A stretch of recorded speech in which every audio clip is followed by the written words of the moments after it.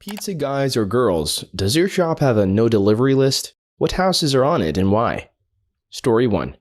We had a guy and two girls order separately, then grab the pizzas and run. The girls had picked the food up and left while the guy was paying. After 30 seconds, the guy bolted. It was a $100 order.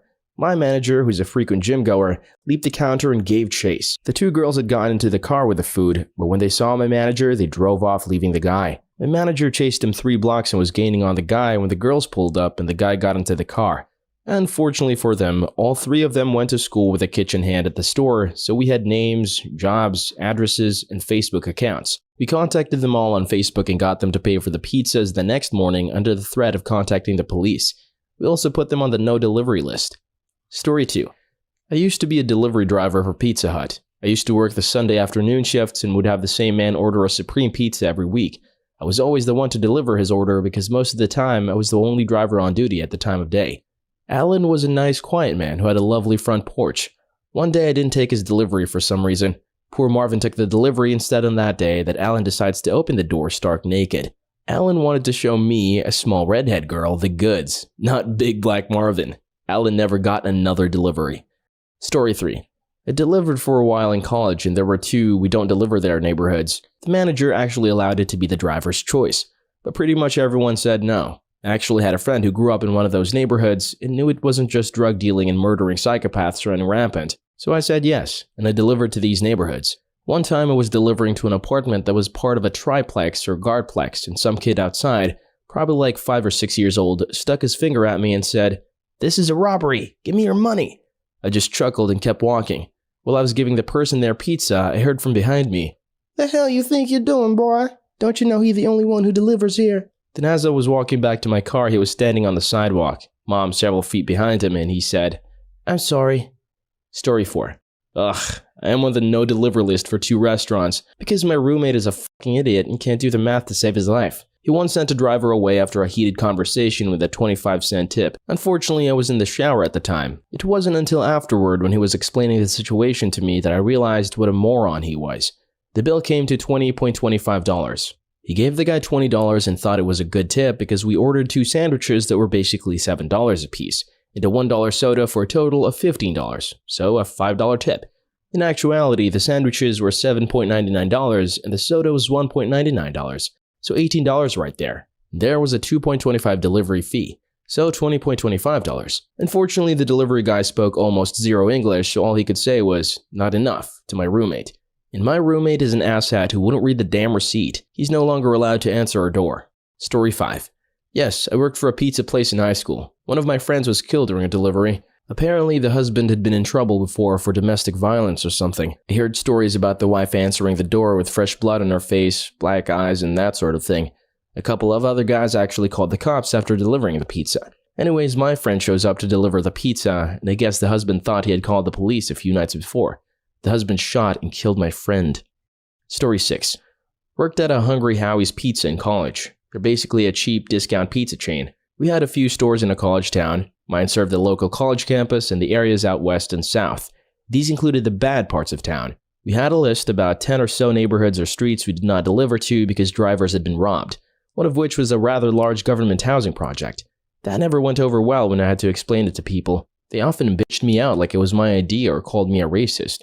We also refused to hire female drivers because of an incident before I was hired. A group of people made multiple fake calls throughout the night to different addresses until the female driver showed up. When she did, they kidnapped her and raped her for days. Edit. She lived. The cops spotted the car a couple of days later with 4 of her attackers in it. Edit 2. It was in Florida. Edit 3. Another story. One of our drivers was a kind of crazy homeless guy who had some anger management issues. One time a dude pulled a shotgun on him while he was still in his car. He was having a bad day, so he just grabbed the barrel, pointed it forward, and floored the gas pedal. He also used to sunbathe in his white briefs in the nasty parking lot behind the store while laying out in old pizza boxes. Story 7. We had a few blacklisted numbers and addresses. Most were for people who wrote bad checks or would constantly complain or return orders or make threats. One address that was on the absolute edge of our delivery area, a business all by itself on the edge of town, got blackballed because people from outside the delivery area would give that address and meet us there. A couple of bad neighborhoods, including one that was literally 6 dilapidated trailers in the middle of a field, With the 2-track going back to it, nothing but crackheads with pit bulls and rotties with no leash were blacklisted too. Story 8. Let me tell you this. One time I worked for this lady that owned Narden's Pizza in Atascadero, California. She was the worst person ever. No one ever worked there longer than a couple of months, and she just shits on everybody. She didn't have a no delivery list, but what she did have that was even worse was her own personal whitelist delivery book that had every single good tipper in the world on it. Example, delivery boy gets back and goes, "Wow, that guy just tipped me $20. The owner then writes down that order, name, number in her book. Next time the guy calls to order a pizza, she doesn't let anyone else deliver. She takes the delivery. No one knew this trick, and she just kept taking orders from all the newbies. I worked there for about 4 months and caught on after the first month or so. After that, I spent the next few months claiming that the horrible tippers were amazing tippers. I would watch her go to these repeat customers and come back with a disgusted look on her face. I would ask her what was wrong, but she didn't want to talk about it." Story 9. Before my freshman year of college, 2002, I was delivering pizzas for Pizza Hut in a decent suburb outside of Cleveland. I was the typical stoner, partier, easygoing delivery guy. As a little background, one afternoon my manager requested I go change several $100s for smaller bills for our register. As I'm leaving the bank after getting changed and getting into my car, I sense someone approaching from behind and suspect they're going to ask me for a cig. Nope. Instead, it's a dude with pantyhose in his head and a knife who demands the money I have in my pocket and my keys. I oblige and he ultimately runs off and tosses my keys in the parking lot where I can see. When I run into the bank, no one at all saw the incident. Wouldn't you know, when they pull the footage, there was sun glare in the exact spot in the window where my car was parked. The cops interrogate me and search the car, but seem to conclude that in fact I was telling the truth. My manager even vouched for me, saying that I was a good kid. Flash forward to about 10 years and I'm telling the story at a party and bam, it hits me. My manager, who often dated unsavory characters, set up the whole thing. Considering I was robbed in front of a bank in broad daylight and the busiest street in my town, who the hell would know to rob me? Especially since I hadn't put my car topper on at this point. Story 10. A coworker and friend of mine got a delivery one night. Before he left, our manager pulled him into the office, gave him a pair of latex gloves, and instructed him to use them to put the money in an envelope. He was confused, but didn't ask many questions. He says when he got to the house, there was actual caution tape around the yard and a sign that said something like, "Warning, infestation." He's somewhat of a germaphobe to begin with, so at this point he really does not want to go up to the door, but he has to deliver the pizza. The woman who answers the door is grotesque and is covered in red splotches and potentially bites of some kind. He quickly hands her the pizza, carefully takes her money with the gloves on and stuffs it in the envelope and sprints back to his car. He threw a fit when he got back to the store, and the manager felt so bad she put the house on the blacklist. He said he scrubbed his hands till they were red afterward, thinks it was bed bugs or scabies or something. We'll never know. Story 11. I had a roommate that ordered from one of my favorite Chinese places around. He ordered, then fell asleep. Pissed him off hard. They wouldn't deliver to me anymore, so I had to go into the restaurant, speak with the owner, and beg to get him to deliver to me again. I had a code word that they knew that if I didn't give the code word, no delivery. My roommate was a piece of shit and stole all my pots and pans when he moved out. Story 12. Our delivery store has a woman who used to come in ever so often or order delivery who did not want black people to interact with her or her food at all. One of our drivers, a really nice old black dude, delivered to her, and she simply slammed the door in his face. Another time she walked out on a black cashier because she swapped places with a white driver who was originally taking her carry-out order. Finally, the manager put his foot down and told her not to come back or order from us ever again. Story 13. Okay, we had a really nasty apartment complex in one area of Sacramento. Totally a no. One night a new guy took an order and actually accepted one from there. I was about to call back and say no. I was assistant manager at that time, but running pizzas that day. When I come to 2 cops to pick up their pizza, they listen in and offer to tag along. I was dumb and crazy then, so we made the pizza and I loaded into my little truck and drove out there. As soon as we pull into the parking lot, the cop turns off all his lights and coasts into the spot next to mine. I walk up, start to spiel, and start listening to their story of this guy or that guy ordered it. I started to walk away and one of the shady dudes steps out of the bushes next to me, where he'd been hiding. Instantly, every light came on in the cop car, flashers, both spotlights pointing right at me. The cop's getting out of the car fast. The dude steps way back. I walk back to my car and a couple of cops got an extra free pizza that night, and I got a great story. Story 14. I worked at Little Caesars when I was a teenager. On a really snowy night, one of our drivers got into a car accident and sadly lost his life on his way to deliver the pizza. The customer called in a little while after we learned about the accident and absolutely lost his shit that his pizza hadn't been delivered. When the manager explained the situation, he stated he did not give a fuck knock and wanted his pizza delivered for free. Needless to say, he got an earful from my manager and then was put on a no-serve list. Story 15. I delivered pizza in New Jersey. I went on the porch to see a snarling Rottweiler behind the door. Not a big deal. Happens a lot. I'm a stranger, the dog is just being a dog. The lady pushes him back, we do the pizza transaction, and as I'm turning to go, the lady said, "Oh my god, he's out!" The back door was open and the dog was charging around the house about to come on the porch. I quickly opened the door to run inside, but the lady screamed, "No, the really bad one is inside!" And I see a bigger Rottie just inside the hall, so I stick myself between the screen door and the rear door, and I'm trapped in an angry dog sandwich. The outside dog bites my calf because I can only close the screen door so much. Not much damage, but I'm bleeding. The manager goes to talk with the lady. It is like 1/8 of a mile from the store, or that lazy bastard wouldn't have bothered. And Rotties are pinned up out back. As soon as the lady starts talking to him, another small mutt dog zips out the door and bites him on the hand. He made the call to no more pizza for them. Story 16. In the late 90s, I was still living in Detroit, and in between desk jobs, so I delivered pizza as a part-time gig. Detroit's neighborhoods have been rough for a few decades now, but the 90s seemed like they were on their own level.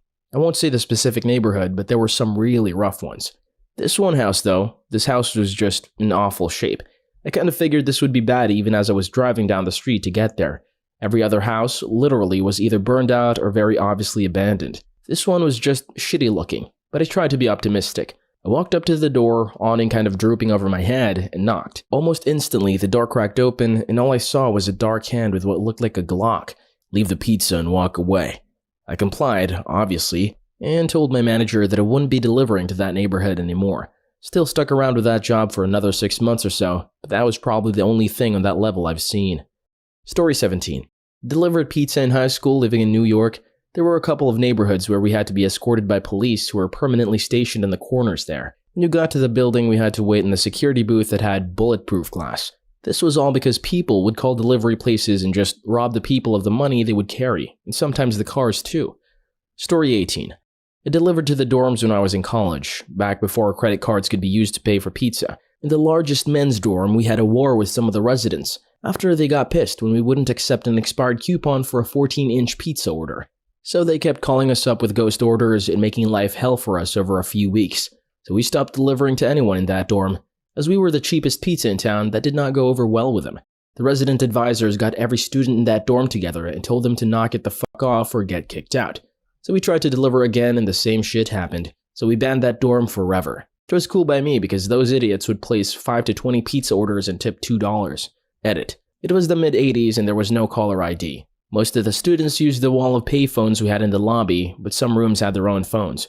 Regardless, there was no way of knowing who was calling. Story 19. There was an older man who suffered from dementia that would order 4 fountain drinks and nothing else from my shop, then would tip about $300 every time. After hearing about it a couple of times, I told my manager, and we all agreed to get in contact with his family, let them know we wouldn't take orders from him, and that they'd have to take some measures to keep him from doing the same with other establishments. God only knows how much money that guy gave away. Story 20. I was delivering for Godfathers in Memphis in 1988. We had no delivery houses as well as areas. We had one area smack dab in the middle of our normal delivery zone that was blocked out. It was a low-income apartment complex. We got a new manager. He was eager to up his numbers, so quickly changed that area to be a legit delivery area. The first time he handed me an order for that complex, I explained that it was a really shitty complex and we didn't go there for a reason. He accused me of being racist because I didn't want to deliver to the complex. The complex was all black. I was white and the manager was black. And said just to deliver it and quit complaining. Okay, man. So I drive it out there and walk upstairs to the apartment door. I knock, no answer. I look a bit closer and it is obviously a vacant apartment. So I head back to my car and I'm sorting my money bag, and next order when I glance up in the rear view mirror, I see 3 bad-looking dudes crossing the parking lot heading right for my car. I notice one of them is carrying a rifle. Holy shit.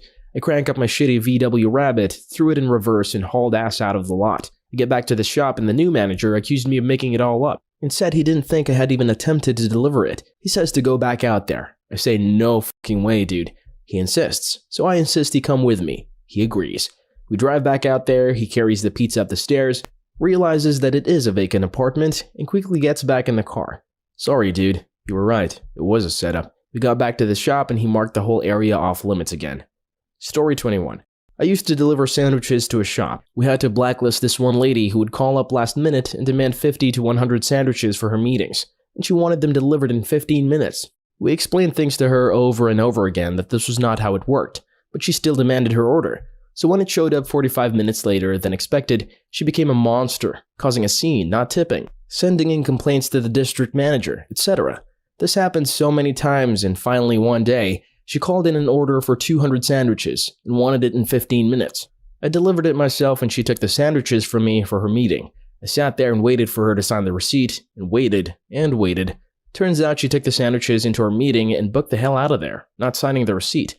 She then called her bank to cancel the charge on her card and called us in for fraud. She had the nerve to call up her district manager and said that we owed this to her since all of her orders were late. She was blacklisted after that, and my district manager finally apologized for not believing me in the story.